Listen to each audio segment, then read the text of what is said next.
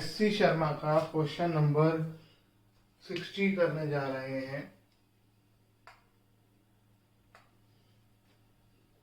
बदमाश company limited made an issue of 1 lakh equity shares of 10 each eight A premium of 20%।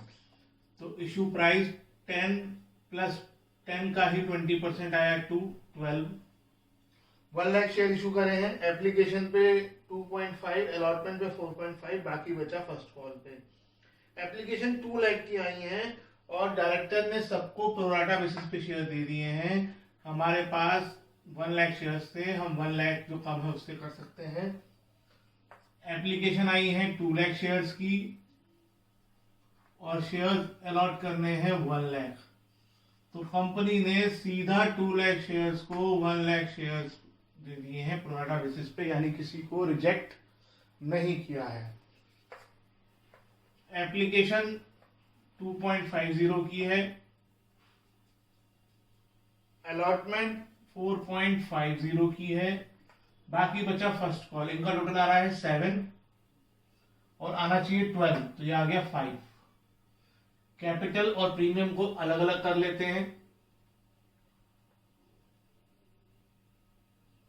Premium उसने कहा है allotment पर है जो कि 2 रुपीज है, तो ये तो 5 ही रहा, ये 2.50 हो गया और ये भी 2.50 हो गया। टोटल चेक कर लो, 5 + 5 10 और ये 12। अब क्वेश्चन में आगे बताया है कि रेनू, अब ध्यान देने वाली बात है जो अब तक किसी क्वेश्चन में नहीं आया, हम जल्दबाजी में बस करते जा रहे थे, जो बच्चे ध्यान से नहीं पढ़ेंगे। Renu who had applied for 800 share, जिसने 800 शेयर्स मांगे थे, तो इतने शेयर्स इसके पास है नहीं, इतने उसने मांगे थे, अप्लाई किए थे। यहां पर हम अप्लाइड नहीं लिखते हैं, अलॉटेड लिखते हैं कि रेनू के पास है कितने। तो हमें पता ही नहीं है अभी कि रेनू के पास शेयर कितने हैं। आगे पढ़ो। डिड नॉट पे allotment and final call with the result her share were forfeited. अब हम शेयर ही नहीं मालूम है तो ये अमाउंट कैसे निकालें, और ये तो वैसे भी वर्किंग करके निकालनी पड़ेगी क्योंकि प्रोराटा है, और उसके बाद वो रीइशू कर दिए गए। ये क्वेश्चन है, तो पहला काम तो हमें ये करना है कि ये शेयर्स निकालने हैं, अलॉटेड शेयर्स। हमें क्या मालूम है, अप्लाइड, तो ये पहले क्वेश्चन में आया है। Number of shares allotted to Renu. अब तक हर क्वेश्चन में हम अप्लाइड बाय रेनू निकाल रहे थे, अब हम अलॉटेड टू रेनू निकालेंगे। ठीक है, क्योंकि अप्लाइड गिवन है। कितना है क्वेश्चन में देखो, 800। इसको कॉपी में कहीं नहीं लिखना सिवाय यहाँ का। अप्लाइड शेयर्स को हम सिर्फ निकालते थे और कहीं यूज नहीं करते थे, वैसे ही अप्लाइड शेयर को हम सिर्फ यहां लिखेंगे और उसके बाद कहीं यूज नहीं करेंगे। इनटू, अब प्रोराटा बेसिस पे शेयर ये वाले हैं। मैंने आपको बताया था कि अगर आप अप्लाइड निकालोगे तो अप्लाइड वाले ऊपर लिखोगे, अलॉटेड निकाल रहे हो तो अलॉटेड वाले ऊपर लिखो 1 लाख, और अप्लाइड वाले नीचे आ जाएंगे 400। यानी उसने हमसे 800 शेयर मांगे थे और हमने उसे 400 दिए। अब आप यहाँ 400 लिख सकते हैं और आप फर्स्ट कॉल की अमाउंट तो निकाल ही सकते हैं। 400 × 5 2000, लेकिन अलॉटमेंट की अमाउंट अभी भी नहीं निकलेगी, उसके लिए वर्किंग करनी पड़ेगी। एक्सेल एप्लीकेशन कैसे निकलेगी? बच्चे कहते हैं सर ये तो 400 में से 800 माइनस ही नहीं हो रहा है। 400 में से 800 माइनस भी नहीं करना है, हमें अप्लाइड में से अलॉटेड माइनस करना होता है। अप्लाइड 800 है, अलॉटेड 400 है, तो 800 माइनस 400। फिर हम निकालते हैं अलॉटमेंट मनी। उसके लिए कहां देखते थे, यहां से शेयर्स देखते थे। 400 इंटू अलॉटमेंट कितने की है, 4.50, 1800 minus excess application money. Excess application कितनी है, 400। एप्लीकेशन मनी कितना है, 2.50 यानी 1000। कितना आ गया, 800। यानी क्या चीज हुई है, अमाउंट ड्यू ऑन अलॉटमेंट, जो पैसा इसने अलॉटमेंट पे देना है। ठीक है, तो ये इसमें इंपॉर्टेंट चीज थी कि आपको अप्लाइड ना देकर आपको अलॉटेड ना देकर आपको अप्लाइड दिया हुआ है, तो आपने अप्लाइड शेयर्स निकाल लिए। थोड़ा सा वर्किंग थोड़ी सी बदली सिर्फ नंबर ऑफ शेयर्स निकालने में, बाकी सब कुछ वैसे ही रहा। आपको आगे क्वेश्चन करते हैं।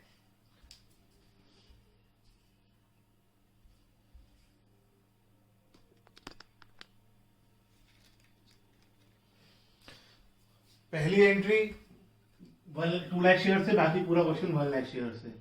Bank account debit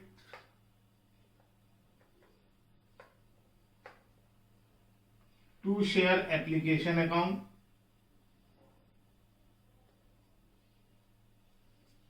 2 lakh into 2.50 यानी 5 लाख,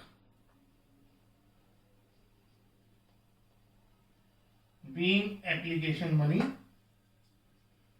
रिसीट। अगली एंट्री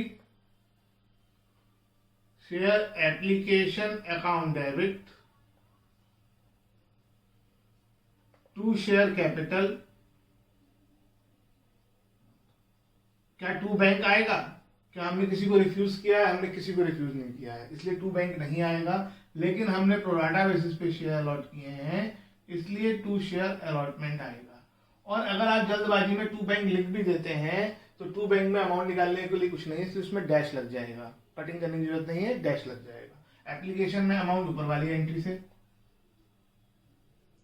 कैपिटल में अमाउंट कितने शेयर से? 1 लाख इंटू 2.5, और शेयर अलॉटमेंट में बैलेंसिंग फिगर जो भी बच रहा है, being application money transfer to capital and excess adjusted towards allotment, adjusted लिख दो खाली। उसके बाद अलॉटमेंट ड्यू करोगे, अलॉटमेंट पे प्रीमियम भी है, शेयर अलॉटमेंट अकाउंट डेबिट। अब बाकी क्वेश्चन इस चीज से नहीं बदलेगा, बाकी क्वेश्चन जैसे हम पहले करते आए हैं बिल्कुल वैसे ही करेंगे।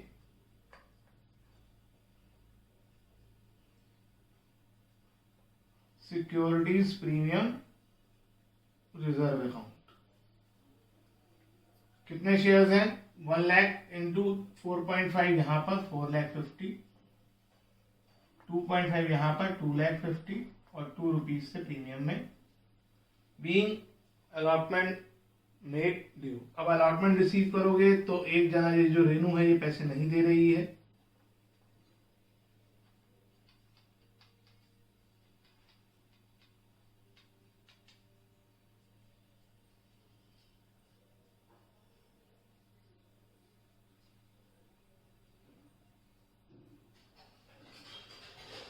कितने शेयर अलॉटमेंट में अमाउंट है 4 लाख 50, लेकिन पिछली अमाउंट एंट्री से अमाउंट माइनस करके लिखेंगे कभी भी। अब प्रोराटा के क्वेश्चन में अलॉटमेंट में पूरी अमाउंट नहीं आएगी, तो अलॉटमेंट माइनस अलॉटमेंट यानी 2 lakh.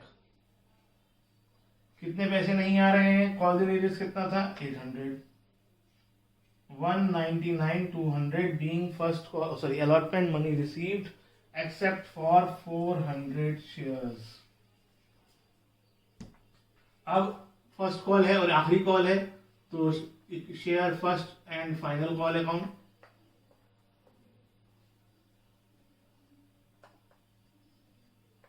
To share capital account, 1 lakh share है, 5 का एक है, 5 लाख, 5 रुपीज की फर्स्ट कॉल है, being first call made due, पैसे सबसे नहीं मिल रहे हैं,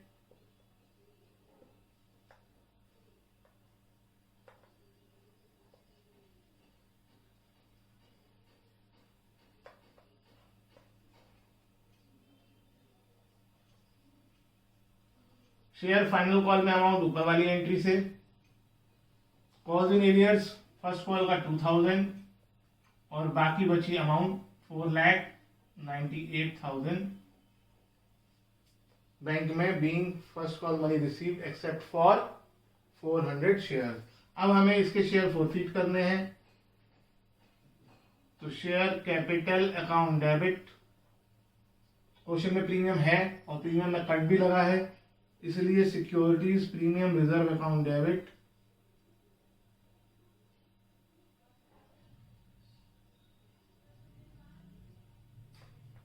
2 forfeited shares account,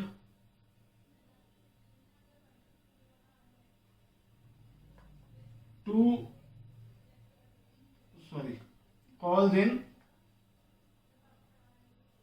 arrears account, being 400 shares forfeited. Capital में कहां तक एंट्री कर ली है? यहां तक 5 + 2.5 + 2.5 10 हो गया। कैपिटल में 4000 आ जाएगा। प्रीमियम कितना नहीं दिया? 2 रुपीज। प्रीमियम में 800 आ जाएगा। कॉल्स इन एरियर्स 800 + 2000 यानी 2800 आ जाएगा। और बैलेंसिंग फिगर फोरफिटेड शेयर्स में आ जाएगी। फिर क्वेश्चन में कहा गया है कि जो शेयर फोरफिट हो गए थे उसमें से 80%, इसका 80% निकालो, 320 शेयर्स री इशू कर दिए गए। बैंक अकाउंट डेबिट, एक लाइन छोड़कर to share capital account, being 320 shares forfeited, sorry 450 नहीं है, री इशूड। अब पढ़ते हैं कैसे री इशू किए गए। वह री इशूड एट 8 पर share fully paid up, full amount share capital में। अब यहां बच्चे क्या करते हैं, जब फुल अमाउंट देखते हैं तो यहां नजर डालते हैं और 12 लिख देते हैं। अगर फुल अमाउंट 12 आ सकती तो मुझे 10 + 2 लिखने की जरूरत ही क्या थी? कंपनी को ये 10 वाली बात बताने की जरूरत क्या है? कैपिटल में हमेशा फुल का मतलब 10 है। यहां भी देखो, मैं आपको यहां भी बता रहा हूं कि कैपिटल में 10 आना चाहिए। प्रीमियम अलग अकाउंट में जाता है, कैपिटल में नहीं जाता। तो कैपिटल में फुल का मतलब है 10, 320 × 10। और दूसरी अमाउंट 8 रुपीज जो दे रखी है वो कैपिटल को सर बैंक की हो गई। 320 × 8 बचा फोरफिटेड शेयर्स, क्योंकि डेबिट में अमाउंट कम आ रही है, 640 लास्ट एंट्री। लेकिन लास्ट एंट्री की अमाउंट ओरल नहीं निकलेगी, जो कई बच्चों ने पिछले होमवर्क में गलती भी करी। क्यों ओरल नहीं निकलेगी? क्योंकि हमने जितने शेयर फोरफिट करे उतने रीइशू नहीं करे। हमने फोरफिट करे थे शेयर्स 400, रीइशू करे 320। तो हम वो जो अमाउंट थी फोरफिटेड शेयर्स के सामने, आपको यहां नहीं दिख रही होगी, आपकी कॉपी में दिखेगी। 400 शेयर्स की फोरफिटेड शेयर्स के सामने अमाउंट थी 2000। हम इस 2000 का यूज नहीं कर सकते क्योंकि ये 400 शेयर्स की है। तो पहले 320 शेयर्स की अमाउंट निकालेंगे, 2000 / 400 × 320, ये आएगी 1600। इसमें से हम माइनस करेंगे 640। ये एग्जाम में करके दिखाना होता है। कुछ बच्चों का मैंने होमवर्क चेक करा, उन्होंने सीधा आंसर लिखा हुआ है, कैसे निकाला क्या निकाला ये नहीं पता।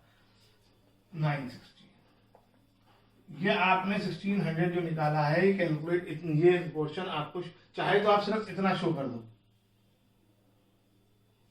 ये मत लिखो। ये तो मैं उन लोगों के लिए लिख रहा हूं जो ओरली कंफर्टेबल नहीं रहते हैं। तो आप इस तरीके से कि आपको वहां पे लिखना है 1600 कहां से आया और 960 कहां से आया वर्किंग में।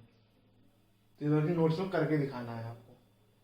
ये 960 आ गया कैपिटल रिजर्व, क्वेश्चन खत्म। इस क्वेश्चन में प्रैक्टिस के लिए मैं आपको 2 लेजर भी बनवा रहा हूं, क्योंकि अचानक एग्जाम में आ जाते हैं तो बच्चे से नहीं बनते हैं। एक फोरफिटेड शेयर अकाउंट का बनवा रहा हूं और एक कॉल्स इन एरियर्स का बना रहा हूं। बाकी जो लेजर है, सॉरी, एक शेयर कैपिटल का, बाकी जो लेजर है वो हम अगले क्वेश्चन में बना लेंगे। अभी फोरफिटेड शेयर तो कॉल्स इन एरियर्स का बनाएंगे।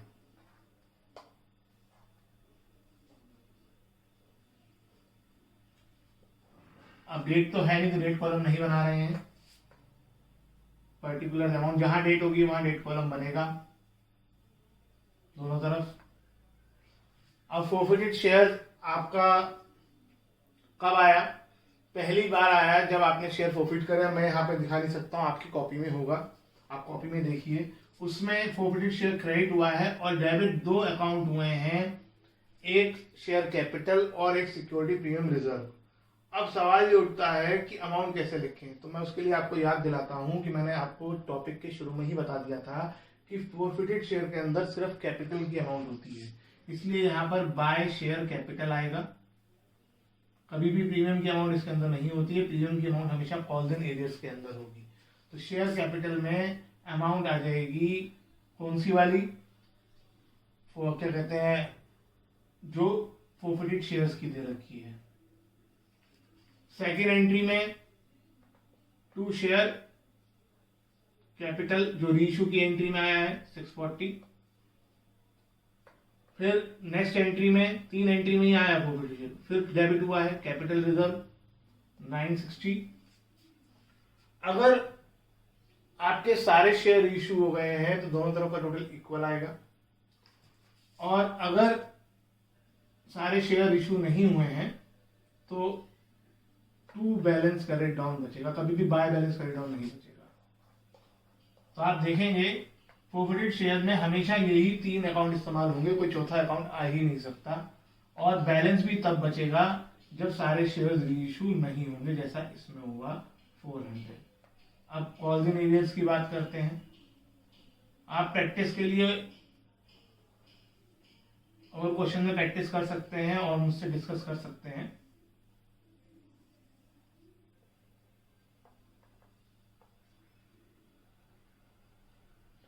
कॉल्स एंड एरियर्स,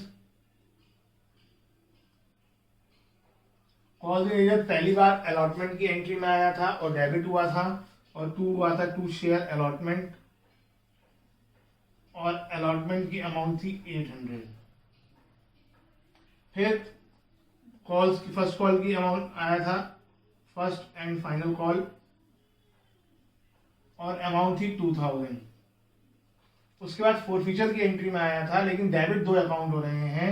तो जैसा कि मैंने अभी ऊपर भी बताया कि कॉल्स एंड एरियर्स में कैपिटल की अमाउंट तो होती ही होती है और प्रीमियम की अमाउंट तो भी होती है।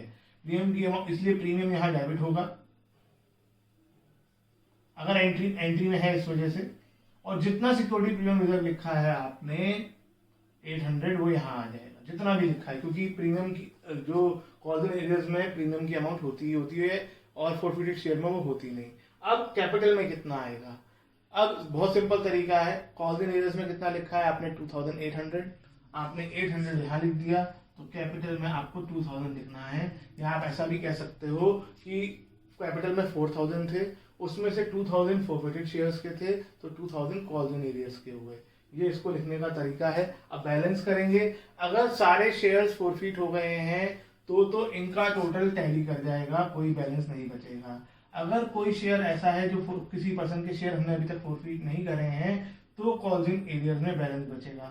ऐसा क्यों? क्योंकि फोरफिट करने के वक्त हम कॉल्स एंड एरियर्स अकाउंट को क्लोज कर देते हैं, और क्योंकि सारे शेयर फोरफिट हो गए हैं तो क्लोज हो चुका है अकाउंट। और अगर फोरफिट नहीं किए होते तो ये डेबिट क्रेडिट हुआ ही नहीं होता कॉल्स एंड एरियर्स, उसमें बैलेंस बचा होता है। तो इसलिए ये आप एक एक्स्ट्रा चीज मैंने इसमें कराई है, इसकी आप प्रैक्टिस करेंगे और क्वेश्चंस में।